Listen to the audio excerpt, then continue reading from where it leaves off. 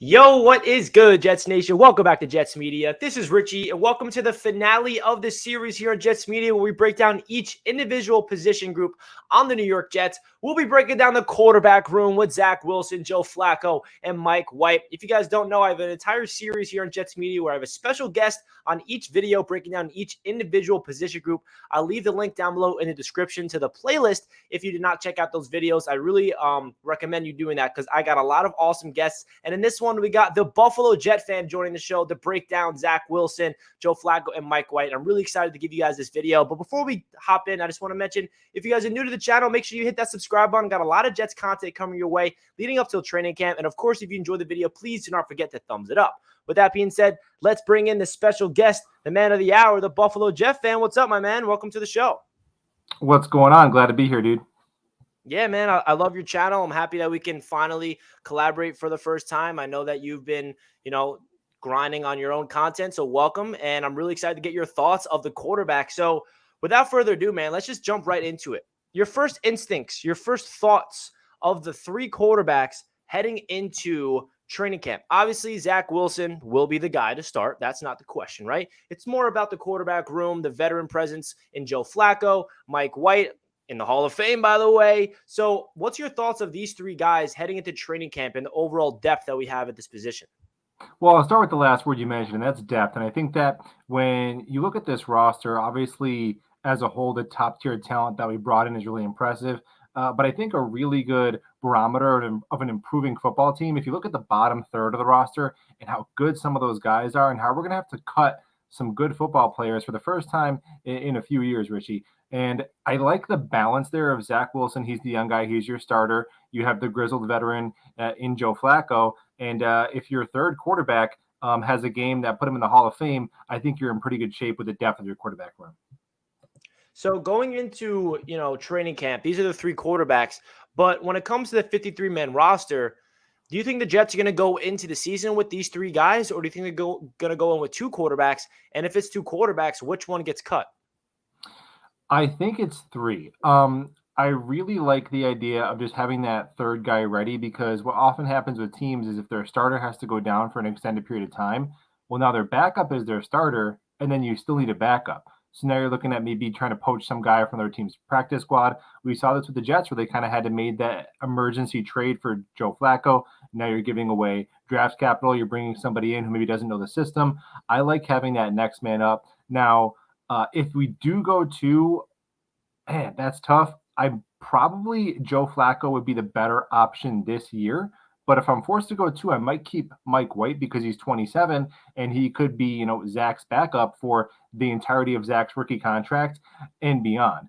And I think Mike White also, we have to keep in mind, he might be trade bait. If there's a quarterback who twists an ankle somewhere, looking at his age, obviously the tape against Cincinnati was really impressive and his contract is really reasonable. So if there's a team that needs to be desperate like the Jets were for Joe Flacco, they might pick up the phone and call Joe Douglas to try and bring Mike White in as a backup. Yeah, that is very interesting. I love this quarterback room. You did mention Mike White and Joe Flacco potentially both being on the 53-man roster, so you're expecting the Jets to go in with three quarterbacks.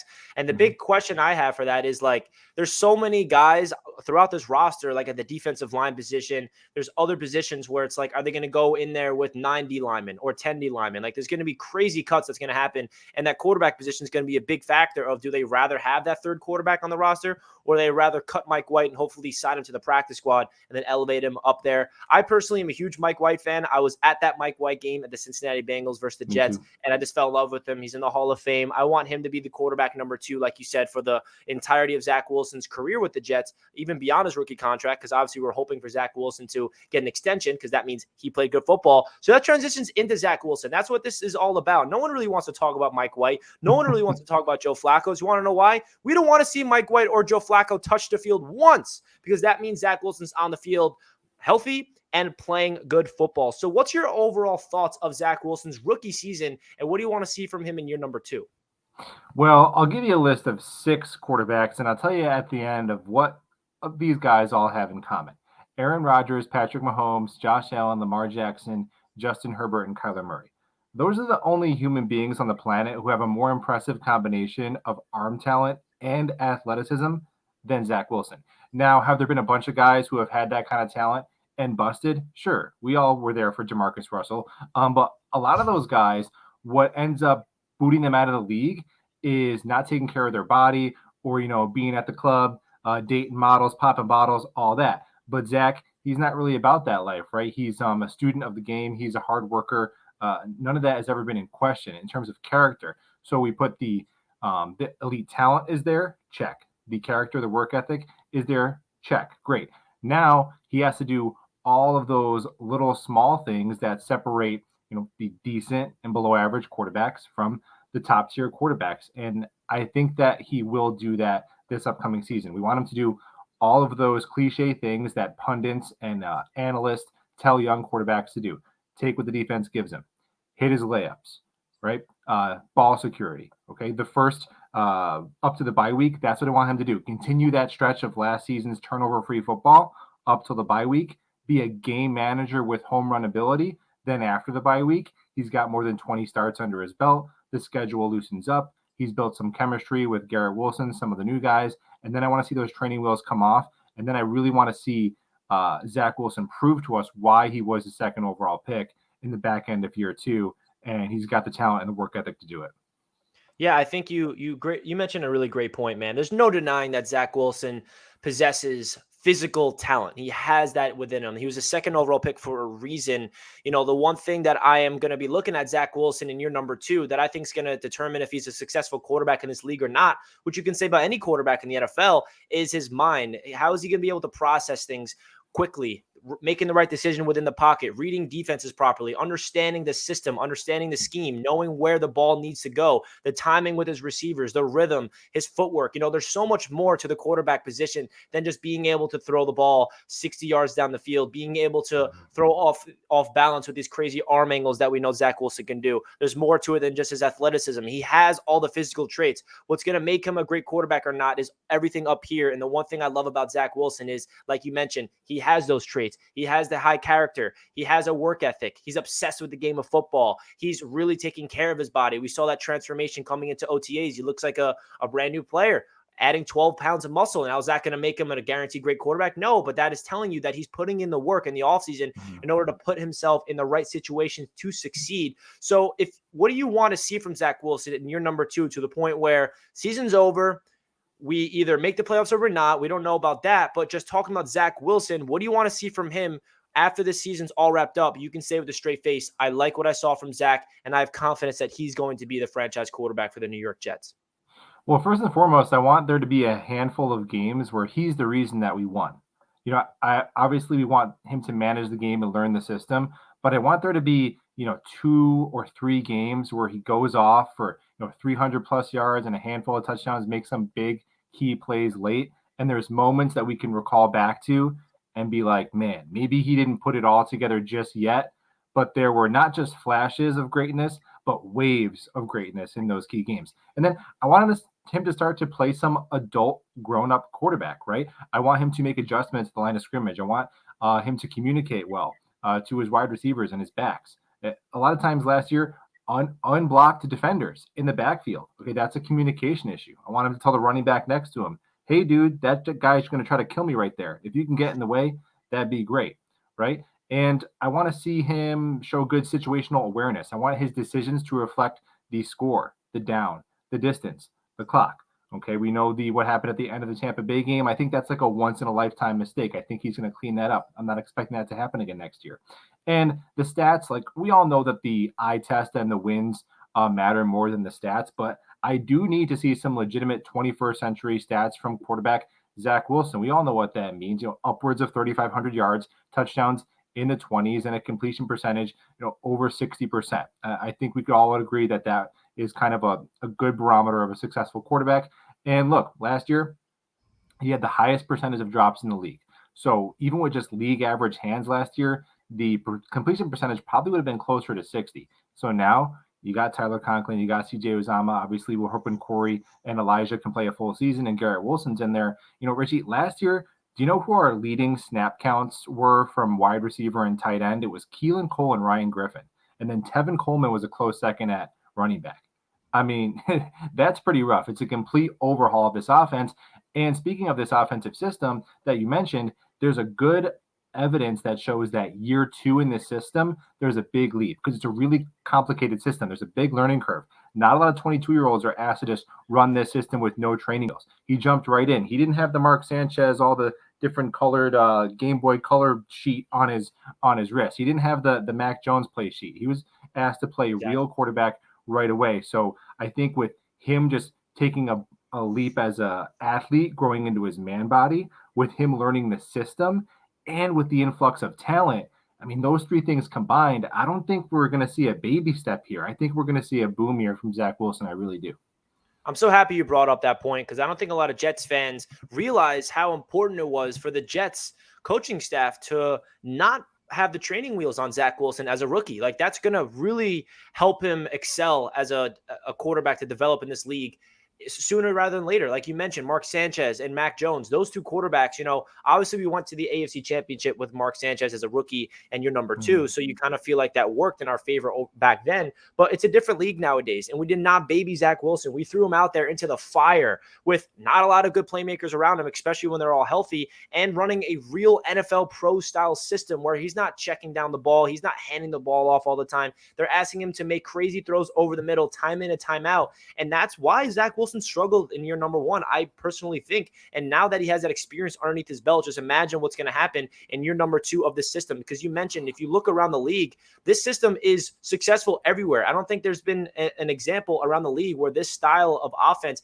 has not succeeded. And year number 2 is where everything starts to click. Continuity matters in this league. And this is the first time Zach Wilson gets to have the same verbiage, the same plays. He doesn't have to worry about where the wide receivers are going. He's going to know it instinctually. And that's going to be such a big pivotal part of his leap in year number 2. And I could not agree with you more. If there is one quality to Zach Wilson's game that should give Jets fans a lot of excitement about him as a quarterback and other NFL fans around the world that's going to start seeing in year number 2, what do you think that quality is from Zach Wilson? I think for just average NFL fans, I think it's the mobility. But honestly, I think as Jets fans who obviously, as soon as he was the pick, we plugged in the tape at BYU and we know this kid can move. So I'll say for Jets fans, I think it's his pocket awareness / ball security. Zach Wilson, he was sacked a lot last year. And look, he's got to wear some of that. He had to get rid of the ball quicker. He was a rookie. But Zach Wilson, out of every single quarterback who was sacked as often as him, which means 40 times or more, there was, 6 or 7 of them, they all had 10 or more fumbles. Zach Wilson had 5 fumbles. Okay, so half as much. As a rookie, that's really impressive. Justin Fields, for example, had 12 fumbles, and he played less games. And to me, Richie, that's something you either have it or you don't. There's a lot of things you can improve on as a young quarterback, the interceptions, the accuracy, the decision-making.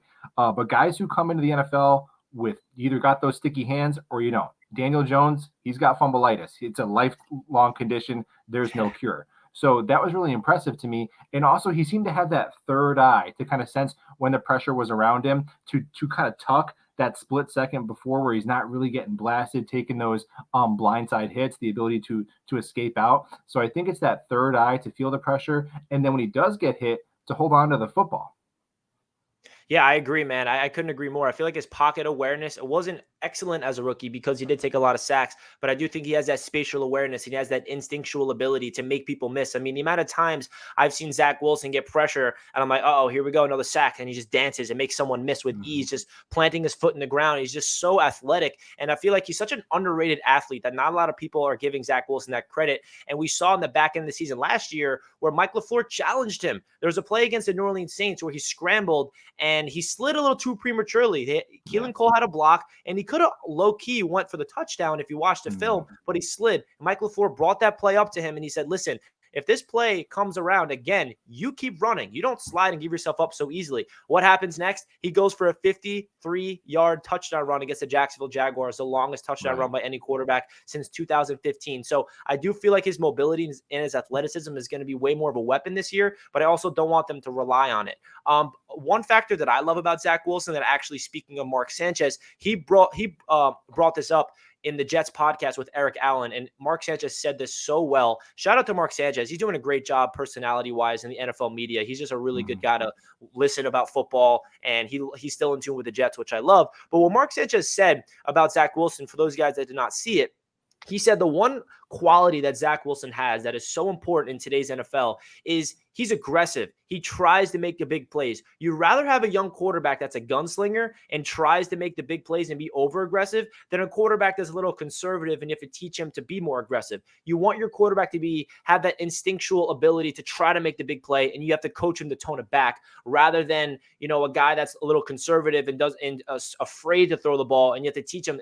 You should try that. You should try that. I like that Zach Wilson has that mentality because it is going to help out the Jets a lot. He is going to get bit a lot sometimes where he's going to force something. It's going to be a pick six and we're scratching our heads. But I do like that approach that Zach Wilson tries to go for the big plays because I feel like as his career moves on, he's going to start making crazy game-changing plays. And that's another reason why I feel like Jets fans should be really excited about Zach Wilson, because if he does hit his full potential, he has home run hitting potential, meaning that his talent is legit. I mean, he has that really unique style of arm where he can roll to his right, roll to his left, flick the ball 50, 60 yards down the field, where if everything starts to click for him, all of a sudden we're going to be a really high-powering offense. Not saying that's going to be guaranteed that's going to happen, but there's no denying that he showed flashes in his rookie season. And what do you want to see from a young quarterback in his rookie season? Obviously, you want consistency, but in those really down times in Zach Wilson's beginning part of the rookie season, don't forget, he had that Tennessee Titans game where he beat the Tennessee Titans to get our first victory of the season.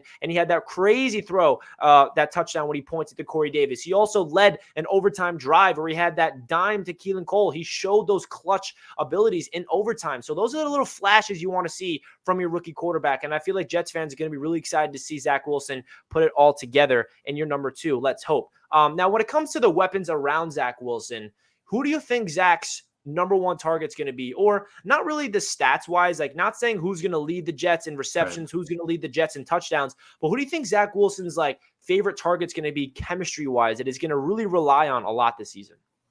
To me, it's not even close. It's Elijah Moore. I think that, and then, you didn't ask for a stat prediction, but I'll give the audience one anyway. To me, when we're looking at this Jets pass catchers, the stat predictions are really hard to make because there's so many different weapons. But to me, there's one sort of pretty sure thing. If Elijah Moore plays 17 games, he's getting 1,000 yards. Other than that, it's kind of a crapshoot of who's going to get the snaps and the targets. But I think in gotta have a moments, that's the way Zach's going to be looking. It was Corey Davis in the beginning of last year. And Elijah Moore, I know you can cherry pick stats all we want, but if we look at that stretch of games, weeks 8 to 13, where he was lighting it up, and you base it out on a 17-game pace, it's 1,300 yards and 15 touchdowns, right? And I don't know if it's cherry picking that much though, because Michael Nania and Jets X Factor, they were all over this at the beginning of last season, where that slow start was really a myth. He was cooking corners all year long. Carolina, he's got an out and up, he's gone 70 yards. Zach never sees him. The Mike White game, great game by Mike White. He also overthrew Elijah Moore wide open in the end zone for about 10 yards for another touchdown. So for a lot of reasons, with a young quarterback or in continuity in the offensive line in the beginning of the year, a rookie OC, we weren't getting Elijah the ball, but he was playing like a wide receiver one from the second he stepped on the field. If you roll the tape, I think he's going to hit the ground running next year. That's where the ball is going. Now, I'll say this on the number one target thing. I think Zach Wilson, if you remember the beginning of last year, he was really fixated on Corey Davis, and I think it almost was a detriment to a certain extent. It worked out against Carolina, but then when we started playing some better teams who were using press coverage, New England, Denver, when Zach Wilson is locked onto Corey Davis for an extra hitch, it really messed up his whole progression. I just watched the video. I'll give a shout out to my buddy at the QB school. You can go check him out. He had a 15-minute video really breaking down how quarterbacks go through their progressions. So watch that after you've watched 5 more Jets media videos, subbed up and joined and all that. And he explained how when you're locked onto that one target and a second too late, it doesn't just take away your second read. Everything is off now. So now it becomes, you take a 4-read play, you turn it into a 2-read play. Because now it's Corey Davis, too late, pressure in my face, everybody else is covered. Now it's check down or roll out and throw it away. That's why you saw Zach Wilson, when Davis and Elijah Moore were actually injured, he played his best ball because he didn't even have a legitimate number one wide receiver. So he had no choice but to be more egalitarian and more disciplined in going through his progressions. Right? So that's why he really started to play a more grown-up football towards the end of the year and be faster going through his reads. And that Tampa Bay game obviously stands out to a game where we really saw that part of his game. But in gotta have it moments, it's Elijah Moore, no doubt about it. Yeah, I think Elijah Moore is going to be the number one target for Zach. He's going to lead the team in receptions, yards, and touchdowns. The only thing that will hold him back on that front is him getting injured. Let's hope that does not Yeah. happen. I couldn't agree more with you, man. Zach Wilson really relied on Corey Davis a little too much earlier in the season, and that's what you expect from a rookie. You're going to rely on a veteran like Corey Davis, the captain of the offense last year. But the guy that I feel like is an underrated piece to this offense that I think Zach Wilson is going to rely on a little more than most people will expect is Oh, I know who you're Braxton going to Berrios. say. Yeah.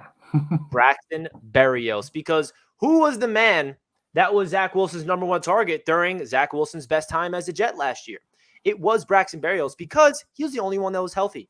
After Elijah Moore got injured and Corey Davis went down, Braxton Berrios stepped up. And Braxton Berrios was that security blanket for Zach Wilson. It was third and short. Braxton Berrios would be at the sticks, get the first down. It would be a touchdown to Braxton Berrios.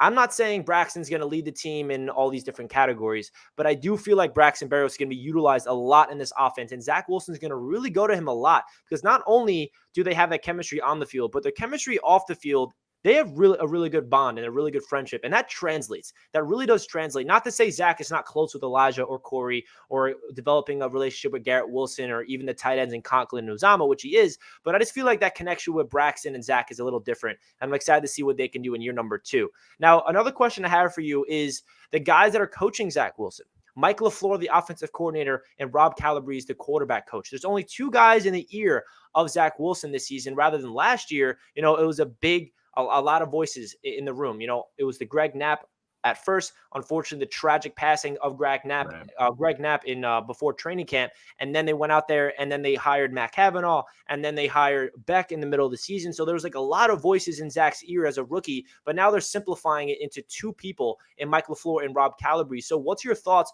of those 2 coaches to be in the ear of Zach Wilson in year number 2? Well, yeah, I think sometimes less is more with that. I would throw Joe Flacco in there as definitely, although he's not a coach, definitely a mentor who's going to help Zach Wilson develop as well. Now, Michael LaFleur, beginning of the season, look, the first month, it was an objectively poorly coached offense. It really was. But towards the end of the year, I left the end of last season feeling as optimistic as I felt in a while about a Jets OC. Yeah, he was a bad man once he went into that booth. And I love that he's designing an offense through the eyes of the quarterback. We mentioned the system. Look, we didn't hire a coaching tree or a legacy or a system. We hired a man, but the system does matter. And the fact that it has a resume of success around the league with quarterbacks of different skill sets does matter to me. And let's just check the receipts from last year. The past 2 years, 2019 yards per play, New York Jets, dead last.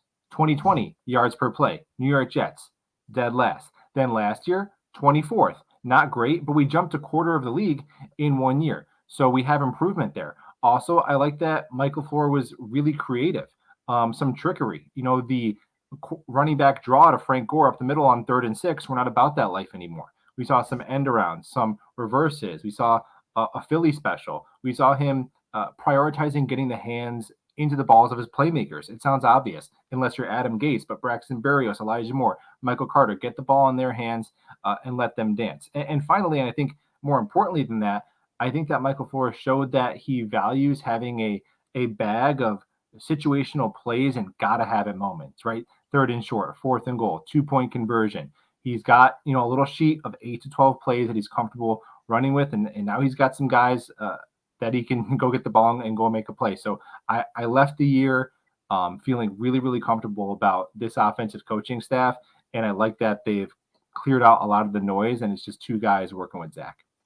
Yeah, I agree. I think what Mike LaFleur showed at the end of the season, not even at the end, the middle part of the season when he went into the booth and he just was so creative to the point where you're like, wow, I am not used to the Jets having this type of offensive mind, pulling out all these different trick plays, getting the ball in the playmaker's hands in space. And then not to mention Rob Calabrese is the other guy who I feel like is learning under the shadow of Mike LaFleur. He was actually potentially going to leave the Jets for an offensive coordinator job in college and decided to stay here because Rob Calabrese is from Long Island. He's actually cousins with someone I went to high school with, so there is a connection there.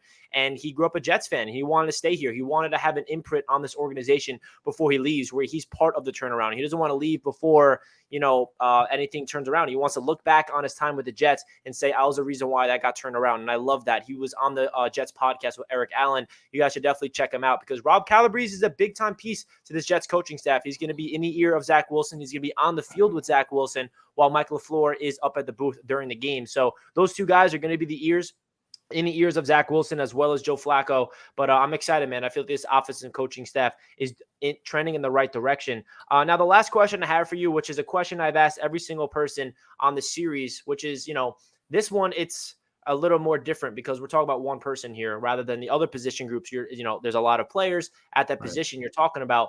But is Zach Wilson the long-term answer? Because all the other questions I'm asking, what's your long-term outlook of the wide receiver room? What's your long-term outlook of the offensive line? Who's the future? Who's the veterans? Well, there's one person that plays the quarterback room, and he's a young player that we drafted last year, that being Zach Wilson. And it's so hard to answer, where I always say on my channel, I think it's way too premature to call Zach Wilson a bust. I also think it's too premature to call Zach Wilson the answer and a franchise quarterback. I just feel like we need to see more before that answer is out there. But in your opinion, what is the long-term outlook of Zach Wilson? Is he going to be the guy that we eventually pay after his rookie contract's up, the big money, or do you see us moving on from him after his rookie season? I know it's a loaded question, but what's your gut telling you? Yeah, well, I think I'm going to give him probably 3 years, almost no matter what. And if you look at this Jets roster, I know people are already looking at the questions like, oh, if he's bad this year, what are we going to do? Even if Zach Wilson's not great this year, this roster is too good. We're not going to have a top 3 pick. So I'd give that would be my minimum amount of time I'd want to give. That's what we gave Sam, and Zach is way more talented than Sam. And speaking of talent, Richie, I think we're probably similar age. Probably came up watching the Jets at a similar time. Vinny Testaverde was the first Jets quarterback I watched, and I can't remember a Jets quarterback that was this talented. I know Favre, he was ancient. Vic, he was ancient. Testaverde had a hose, but he was a statue. Chad had all the intangibles. My favorite Jets quarterback ever. But he had kind of a noodle arm. So I've never seen a quarterback when Zach Wilson takes a 3-step drop and lets it rip. I mean, it is a freaking thing of beauty, man. Some of the throws that you've seen him make, I can count on one hand sometimes the number of guys in the NFL who can make those throws. So I'm really, really excited there. Obviously, the work ethic is there. We know that. Man, so I think he is. I really think he is. But I'll say this. We're probably going to know, although I'm going to give him 3 years, Richie, we're probably going to know after this year. We really are. If you look at NFL history in the last 10 years, every quarterback that's been drafted that we would all agree is a franchise quarterback, they all popped year 2. You got Herbert throwing for 5,000 yards, Burrow going to the Super Bowl, Lamar and Mahomes winning MVP, Russell Wilson going to the Super Bowl, even guys like Derek Carr, Kyler Murray having a Pro Bowl season in year 2, Dak Prescott Pro Bowl season in year 2, Josh Allen, Deshaun Watson playoffs in year 2. So every single quarterback that's been a franchise quarterback in the last decade has accomplished something special in year 2 to leave their fan base feeling like we got our guy. So my leash is going to be long just because I'm an optimist, but we're going to know by the end of next year, dude, more than likely. Yeah, I agree. I feel like the answer will be solved after this season. I'm just still scarred with the whole Sam Darnold situation. I crowned him as the franchise quarterback way too prematurely. Yeah. So I'm just trying to hold my expectations back. I want Zach Wilson to prove to me and prove to Jets fans that he is the guy before I crown him that. But that's not me saying I don't believe he can become that. I've said it throughout this entire video. He has every single tangible, every single tool that you would want in a potential top 5, top 10 quarterback. And I don't think that's a bold take. I really genuinely believe he possesses every single quality you need in today's modern type of NFL quarterback, with the arm, with the athleticism, with the smarts, with the footwork, with the will to win, with the passion for the game. He has all of that. It's just a matter if he can really connect all of that into his mind and possess that obsession for the game and really get that chemistry with his teammates and have that good chemistry with his coaching staff and just take that next step in year number 2. The Buffalo Jet fan, my man, I appreciate you hopping on this show. It was really a pleasure to talk Jets with you. The quarterback room is special, and I feel like Jets fans are going to be really excited to see what Zach Wilson does in year number 2. Anything you'd like to say before we finish off the video, my man? Man, thanks for having me on. You got a great channel, everybody, and I'll be with Richie actually week 1. We'll be in the same circle of awesome people watching the Jets hopefully get a W against the Baltimore Ravens, and hopefully me and Richie will be talking ball sometime soon. Hell yeah, man. If you guys want to check out his channel, that will be down below in the description. This is pretty crazy because this is the finale of the position breakdown series, and I think this is the longest episode we've had on the entire series, and this is one player we're talking about. All the other positions we're talking about the entire It's an depth important chart. And player, this though. one, we're literally talking about one player, that being the most important player on the entire roster in Zach Wilson. Guys, if you stayed to the end of the video, comment down below a jet emoji because this is a longer one. And if you guys stayed to the end, I appreciate you wholeheartedly. And of course, do not forget to like the video if you enjoyed, subscribe to the channel if you're new, and don't forget to subscribe to the Buffalo Jet Fan down below in the description if you're not already. I greatly appreciate all the support here on Jets Media. That does it for this one, and we'll catch you guys in the next one. Let's go Jets. Peace out.